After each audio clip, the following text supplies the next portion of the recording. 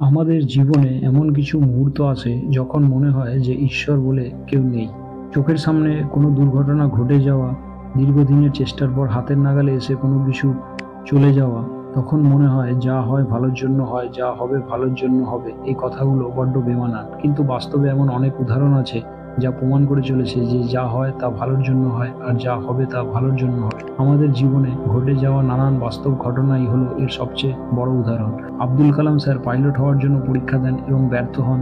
তার পাইলট হওয়ার স্বপ্ন শেষ হয়ে যায়, কিন্তু পরবর্তীকালে তিনি একজন বিজ্ঞানী শুধু নন, ভারতের মিসাইল ম্যান নামে সারা বিশ্বে খ্যাতি লাভ করেন।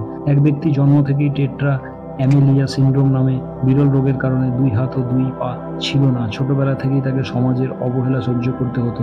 আর আজ তিনি পৃথিবীর সমস্ত মানুষের অনুপ্রেরণা ও পৃথিবী বিখ্যাত একজন মোটিভেশনাল স্পিকার। তিনি হলেন নিক ভুজিসিচ। বর্তমানে তিনি স্ত্রী ও 4 সন্তান নিয়ে সুখে বসবাস করছেন।